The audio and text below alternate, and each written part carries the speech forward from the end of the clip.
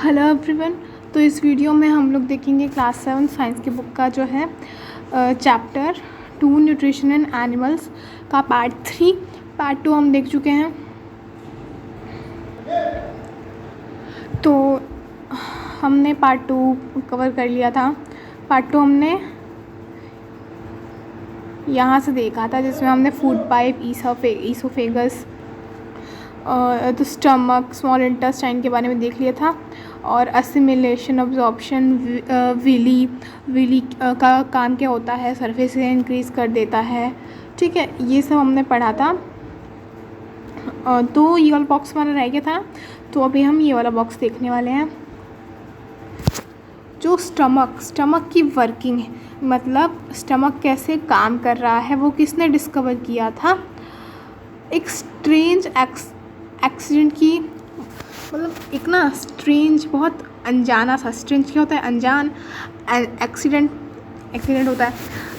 एक बहुत ही अनजाना सा एक्सीडेंट हुआ था, उसकी वजह से हम जो ह्यूमन हिस्ट्री है उन्होंने उसमें आया कि स्टमक कैसे वर्क करता है। ये इसकी डिस्कवरी हुई एक अनजान एक्सीडेंट से। 1822 में एक आदमी था, एलेक्स सेंट मार्टिन करके। वो एक शॉर्ट गन होती है ना, उससे उसको लग गई।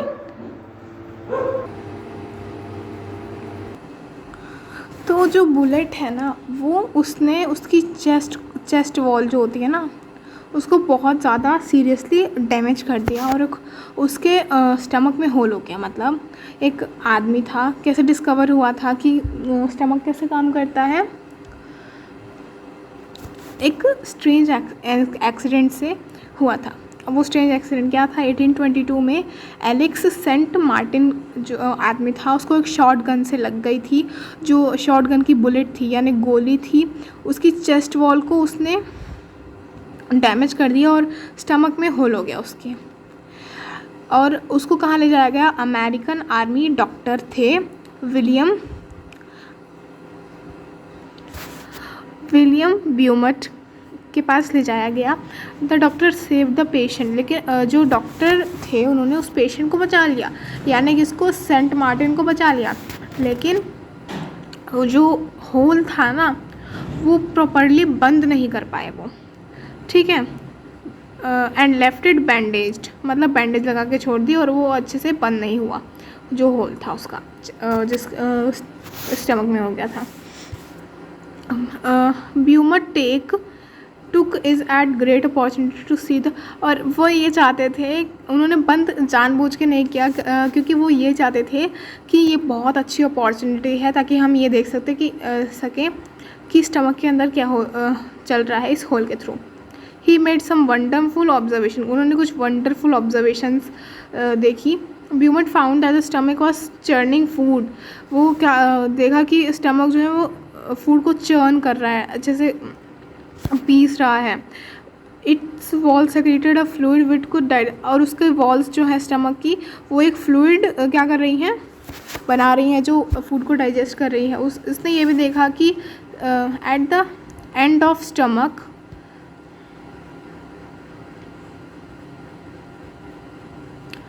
opens into the intestine only after the digestion of the food inside stomach is completed। मतलब उन्होंने ये देखा कि जो उसकी एंडिंग में ना इंटेस्टाइन की ओपनिंग खुल रही थी, और वो तभी खुल रही थी जब स्टमक ने डाइजेस्ट कर लिया था अपना खाना। ठीक है, तो उन्होंने ये देखा, और आपको याद रखना है कि कैसे कैसे उनकी ऑब्जर्वेशंस थी। और ये जो है, ये रहा कैसे होल हुआ था, चेस्ट में होल, चेस्ट की वॉल को डैमेज कर दिया और वहाँ से जो है पेट में होल हो गया था। ठीक है, हम अब थे लार्ज इंटेस्टाइन पर। ठीक है, the large intestine is wider and shorter than small intestine.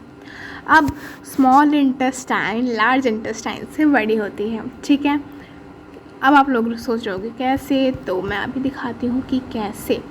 देखो, ये आप खुद सोचो, ये लार्ज इंटेस्टाइन कहीं से मुड़ी नहीं मुड़ी, मतलब यहाँ से तो मुड़ना ही पड़ेगा ऑफकोर्स। कहीं से मुड़ी नहीं हुई है, बस ये चौड़ी है ज़्यादा, है ना। क्या है ये? चौड़ी है ज़्यादा। और स्मॉल इंटेस्टाइन देखो कितना मुड़ के है, लेकिन ये चौड़ी नहीं है, वाइडर। वाइडर का मतलब मैंने बताया था ना, चौड़ा वो होता है, ठीक है। जो लार्ज इंटेस्टाइन है वो चौड़ी होती है, लेकिन स्मॉल इंटेस्टाइन से छोटी होती है। ये 1.5 मीटर की होती है लेंथ में। इसका फंक्शन क्या होता है? वाटर और सम सॉल्ट, मतलब जो भी अनडाइजेस्टेड फूड है, क्योंकि मैंने आपको पहले भी बताया था कि लार्ज इंटेस्टाइन में डाइजेशन नहीं होता है। तो क्या था कि जो अनडाइजेस्टेड फूड इस लार्ज इंटेस्टाइन के पास पहुंचेगा, उसमें से ये क्या करेगा? वाटर को ऑब्जॉर्ब करेगा और कुछ सॉल्ट जो बचा होगा वो ऑब्जॉर्ब करेगा, ठीक है। तो रिमेनिंग वेस्ट जो है, जो रिमेनिंग वेस्ट बच गया है, वो रेक्टम से पास होकर सेमी सॉलिड फेसेस मतलब वो सॉलिड बन जाता है, ठीक है। रेक्टम में जाके वो सॉलिड बन जाता है, और जो फेसिकल मैटर, जो सॉलिड सा मैटर होता है, वो एनस के थ्रू रिमूव किया जाता है, जिसको हम इजेशन कहते हैं, ठीक है। हमारी बॉडी से वो बाहर निकल जाता है फिर, ठीक है। अब दोबारा देखते हैं क्या था।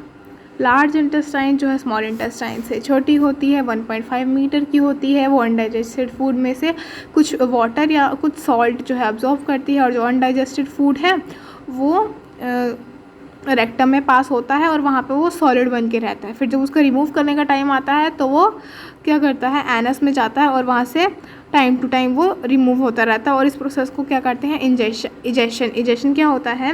The removing of waste material from body, ठीक है। The physical matter is remove through the anus is called egestion, ठीक है। ये इजेशन है, याद रखना। Digestion in grass eating animals, grass जो घास खाते हैं उनके अंदर डाइजेशन कैसे होता है? अभी तक हमने ह्यूमन का देखा, ह्यूमंस कैसे क्या वो डाइजेशन करते हैं, लेकिन अब हम ग्रास ईटिंग एनिमल्स में उन डाइजेशन देखने वाले हैं। जो काउज हैं, वो फैलोज हैं, वो क्या है? ग्रास ईटिंग एनिमल्स हैं, ठीक है। और वो क्या करती रहती हैं? एक वाइट सा मटेरियल वो चबाती रहती हैं कंटिन्यूसली। जब वो खाना, मतलब जब उनको खाना दिया भी नहीं जाता, फिर भी वो क्या करती हैं? चबाती रहती हैं उस मटेरियल को। Actually they quickly सॉलो the grass and store in a part of stomach. अब वो करती क्या है? मतलब आपने देखा होगा ना कि गाय भैंसें एक वाइट कलर का मटेरियल चबाती रहती हैं सारा टाइम, तो वो क्या होता है? वो ग्रास ही होती है जो कि उनके स्टमक में र्यूमन के नाम से जो है स्टोर होती है। Here the food gets partially digested and it is called cud. मतलब देखो, मतलब वो क्या चबा रही होती है? वो घास ही चबा रही होती हैं। एक्चुअली वो क्या कर रही होती है? वो घास ही चबा रही होती हैं, ठीक है। लेकिन वो, और इस घास को स्टोर कहाँ करके रखती हैं? अपने पेट में जाने के बाद र्यूमन में स्टोर करके रखती हैं। और इस र्यूमन में क्या होता है? जो पार्शियली डाइजेस्टेड, मतलब थोड़ा थोड़ा जो डाइजेस्ट हो चुका है ना, जिसको हम कड कहेंगे, जो खाना थोड़ा थोड़ा डाइजेस्टेड होता है ग्रास ईटिंग एनिमल्स में, वो र्यूमन में स्टोर किया जाता है, जिसको हम कड कहते हैं। दोबारा सुनो कि जो अनडाइजेस्टेड फूड है ग्रास ईटिंग एनिमल्स के अंदर, जो कहाँ? र्यूमन में स्टोर होता है ना। तो इस अनडाइजेस्टेड फूड को ही हम कड कहते हैं, ठीक है। लेकिन बाद में जो कड है वो दोबारा माउथ में आ जाता है, और जो है एनिमल जो है कंटिन्यूसली चूइंग करते रहते हैं, और इस प्रोसेस को रूमिनेशन कहते हैं। और जो एनिमल्स ये प्रोसेस करते हैं उनको रूमिनेंट्स कहते हैं। अब दोबारा से सुनो, क्या था कि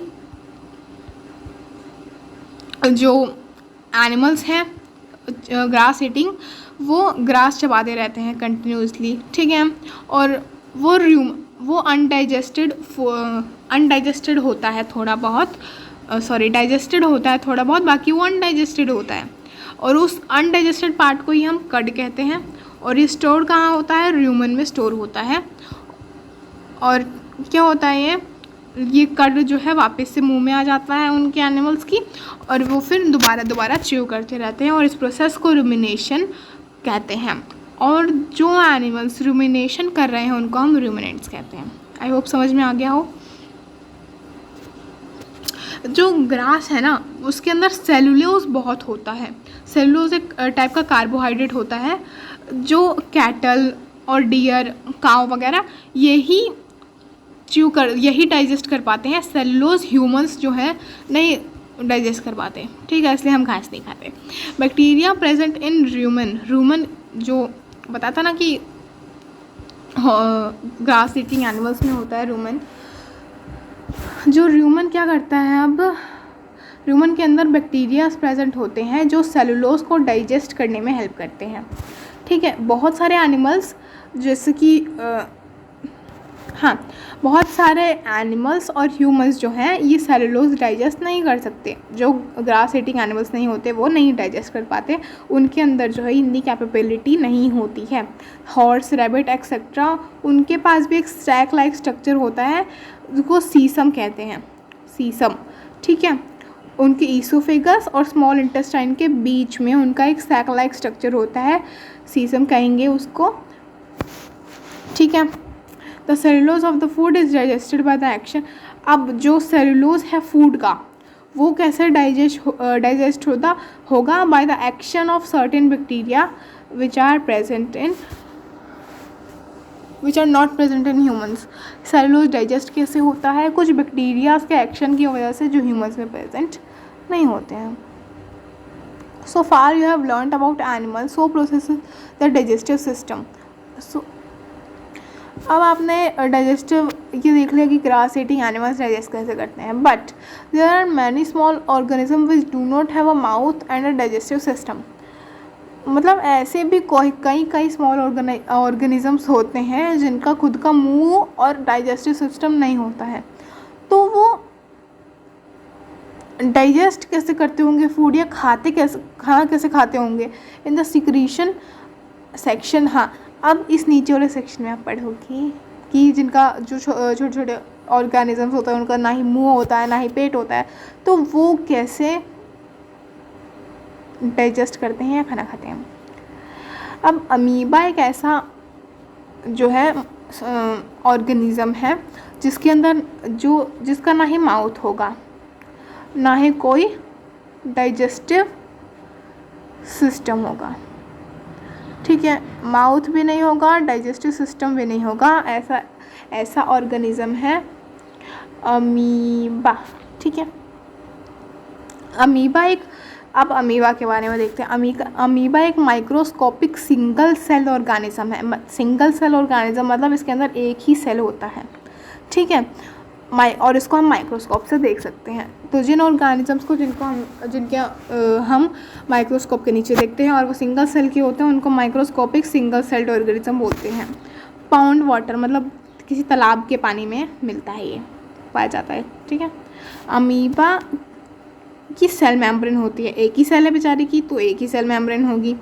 एक rounded dense nucleus and many bubble like vacuoles, मतलब एक राउंडेड सा घना सा न्यूक्लियस है और बहुत सारे वॉक्यूल्स, बबल लाइक वॉक्यूल्स इसके अंदर है। इन इट साइटोप्लाज्म, उसके साइटोप्लाज्म के अंदर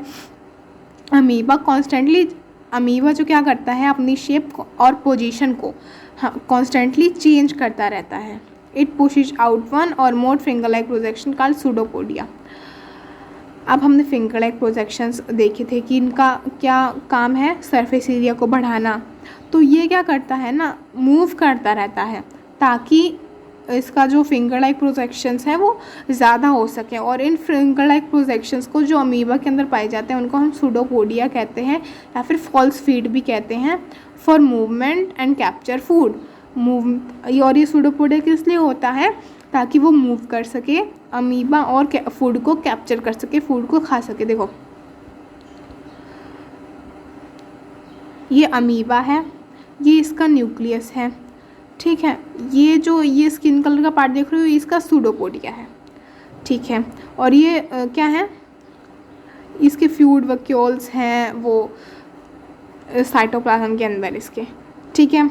अब जो फूड, अगर मान लो ये अमीबा है, ठीक है, और ये इसके सामने खाना दिख रहा है, तो वो क्या करेगा, अपनी शेप को चेंज कर लेगा और इस खाने को अंदर, अपने अंदर स्टोर कर लेगा, अपने अंदर ले लेगा, और फिर जो इजेस्टेड वेस्ट, मतलब जो उसको नहीं डाइजेस्ट हुआ है वो बाहर निकल जाता है, ठीक है। ऐसे काम करता है ये अमीबा। अमीबा कुछ माइक्रोस्कोपिक ऑर्गेनिजम्स पे ही क्या करता है, फीड करता है, उन्हीं को खाता है, ठीक है।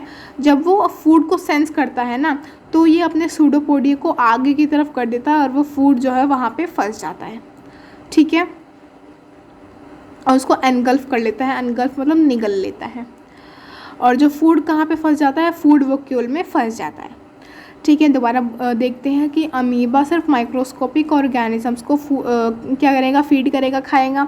जब उसको कोई खाना दिखेगा, वो सूडोपोडिया को पुश करके खाने के आसपास जो है अपनी वॉल्स बना लेगा और उसको निगल जाएगा, और इस खाना कहाँ जाएगा, फूड वैक्यूल में चला जाएगा जो भी उसने खाया है। डाइजेस्टिव जूसेस जो हैं फूड वैक्यूल के अंदर ही बनती हैं इस अमीबा की, वो फूड पे काम करता है और उसको सिंपलर सब्सटेंसेस में बदल देता है, कॉम्प्लेक्स सब्सटेंसेस से। ग्रेजुअली जो डाइजेस्टेड फूड है वो अब्जॉर्ब हो जाता है, ठीक है। जैसे ह्यूमंस में हमने भी देखा था, डाइजेस्टेड फूड जो है अब्जॉर्ब हो जाएगा। जो अनअब्जॉर्ब सब्सटेंसेस हैं वो किस लिए यूज़ होंगे, ग्रोथ के लिए, मेंटेनेंस के लिए और मल्टीप्लिकेशन मतलब अपने जैसे रिप्रोडक्शन के लिए, अपने जैसे बहुत सारे ऑर्गेनिजम्स वो बना देगा, मल्टीप्लाई कर लेगा अपने आप को, ठीक है। जो अनडाइजेस्टेड फूड है वो एक्सपेल्ड आउटसाइड, एक्सपेल्ड मतलब बाहर निकालना, वैक्यूल से जो है बाहर निकल जाएगा, ठीक है।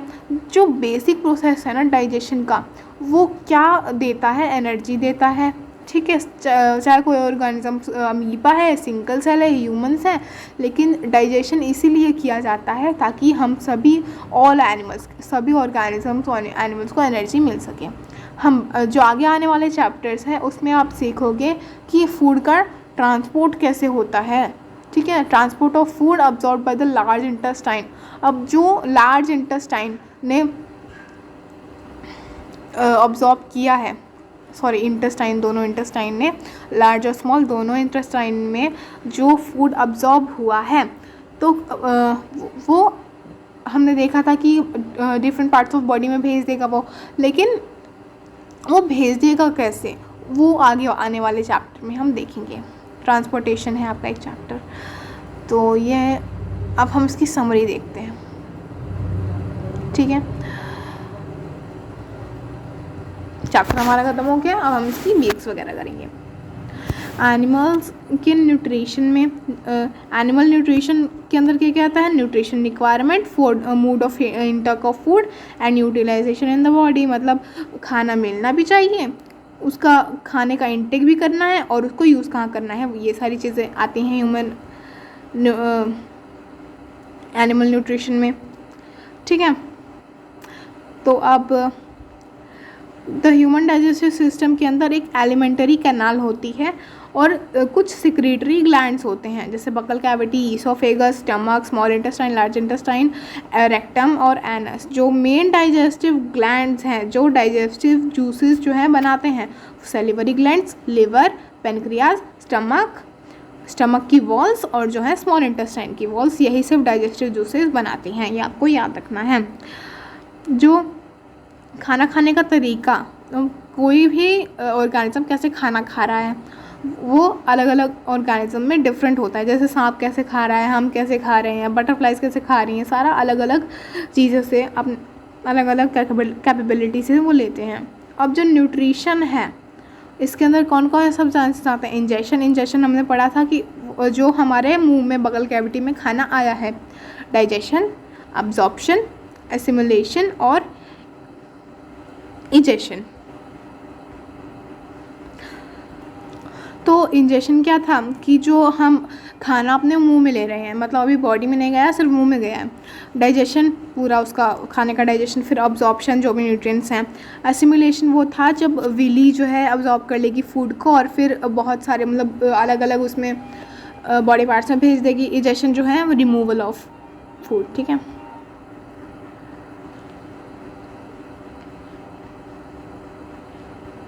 जो कार्बोहाइड्रेट्स का डाइजेशन है जैसे स्टार्च, वो बकल कैविटी में स्टार्ट हो जाता है, और फिर जो डाइजेशन है प्रोटीन का वो स्टमक में स्टार्ट हो जाता है। जो बाइल है जो लीवर सेक्रेट करता है ना, और जो पेनक्रियाटिक जूस है जो पेनक्रियाज बनाता है, सेक्रेट करता है, और जो डाइजेस्टिव जूस है जो इंटेस्टिनल वॉल जो है इंटेस्टाइन, स्मॉल इंटेस्टाइन बनाती है, वो कम्प्लीटली डाइजेस्ट कर देती है सारे कंपाउंड्स ऑफ फूड को।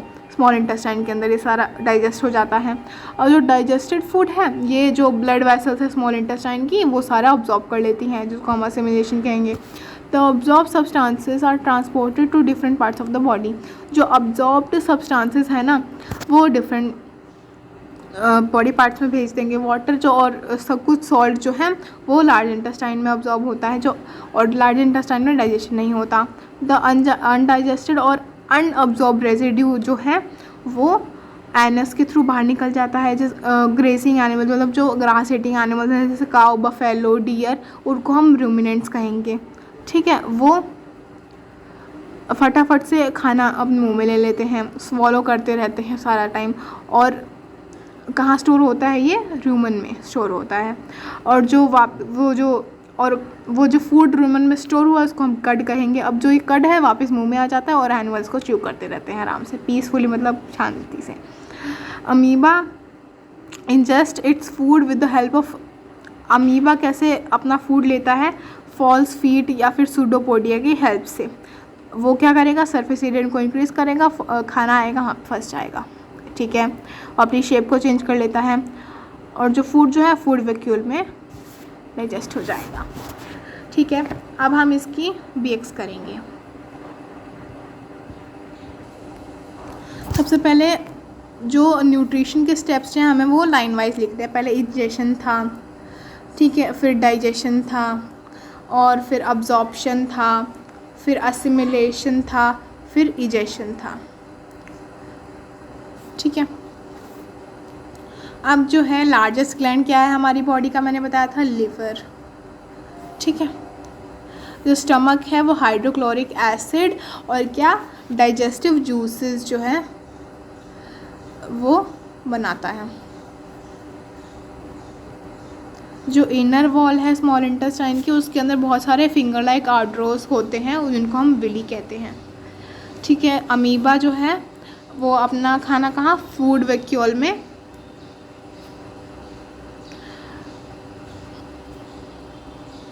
डाइजेस्ट करेगा। ट्रू फॉल्स बताने हैं अब। Digestion of starts in stomach, नहीं जी, मतलब स्टार्च का डाइजेशन स्टमक में स्टार्ट नहीं होता है, स्मॉल इंटेस्टाइन में जाके कहीं वो स्टार्ट होता है। तो टंग जो है सलाइवा को हमारे फूड के साथ मिक्स होने में हेल्प करता है। ट्रू। जो गॉल ब्लैडर है वो टेम्परली स्टोर्स बाइल, मतलब जो गॉल ब्लैडर जो है वो टेम्परली स्टोर्स बाइल को टेम्परली स्टोर करेगा, हाँ, क्योंकि परमानेंटली स्टोर नहीं कर सकता वो। फैट जो है वो कम्प्लीटली डाइजेस्टेड कहाँ हो जाता है? स्मॉल इंटेस्टाइन में कम्प्लीटली डाइजेस्ट हो जाता है फैट। वाटर जो है अनडाइजेस्टेड वाटर कहाँ पे अब्जॉर्ब होता है? लार्ज इंटेस्टाइन में। ठीक है, आप कॉलम मैच करना है आपको। प्रोडक्ट ऑफ डाइजेशन, और जो मतलब डाइजेशन होने के बाद क्या प्रोडक्ट बन जाता है? कार्बोहाइड्रेट शुगर बन जाएगा। प्रोटीन्स जो फैटेड एसिड और फैट्स जो है फैटी एसिड और ग्लिसरियोल बन जाएगा। प्रोटीन्स जो है अमीनो एसिड्स में कन्वर्ट हो जाते हैं। ठीक है,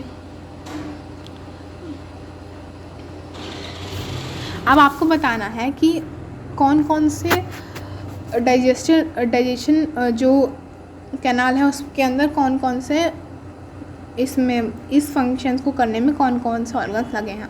फूड का अब्जॉर्प्शन कहाँ होगा? स्मॉल इंटेस्टाइन में। फूड को कहाँ चबाएंगे? बकल कैविटी में चबाएंगे। चबाएंगे तो दांत, लेकिन बकल कैविटी में होता है ये। बैक्टीरिया कहाँ किल होंगे? स्टमक में। हमने देखा था ना वो HCl हाइड्रोक्लोरिक एसिड और जो म्यूकस थे वो बैक्टीरिया किल करते हैं। कंप्लीट डाइजेशन कहाँ हो जाता है? स्मॉल इंटेस्टाइन में, क्योंकि लार्ज इंटेस्टाइन में नहीं होता है डाइजेशन।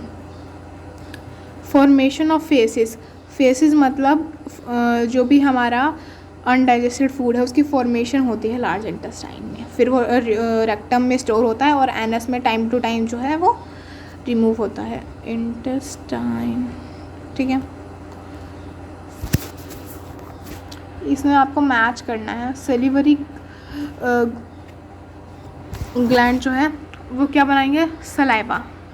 कहाँ है सलाइवा, हाँ ये रहा, सलाइवा बनाएंगे। स्टमक जो है वो क्या करेगा,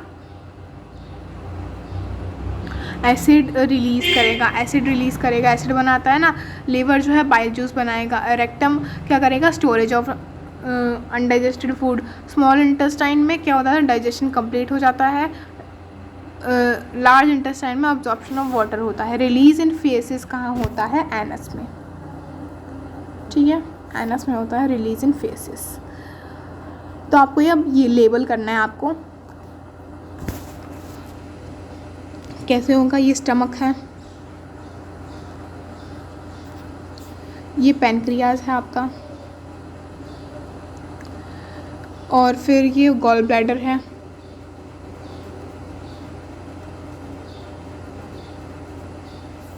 ये आपका क्या है, लार्ज इंटेस्टाइन,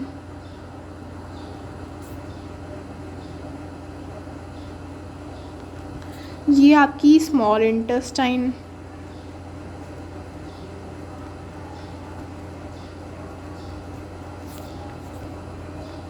लीवर नहीं दे रखा इन्होंने, और ये जो है आपका रेक्टम है, फिर यहाँ से जो ये पार्ट है ये है एनस। ठीक है, आई होप आपको ये चैप्टर समझ में आ गया हो, क्योंकि थोड़ा बहुत इसमें जो है टिपिकल से टॉपिक्स थे। तो कैसा लगा वीडियो ज़रूर बताना, अच्छा लगा है तो सब्सक्राइब करो, लाइक करो वीडियो को, शेयर करो, और अगर कोई डाउट है तो then feel free to ask in comment section. Till then stay connected and keep learning. तो ये हमारा 3 पार्ट में जो है चैप्टर कंप्लीट हो गया है। Thank you very much.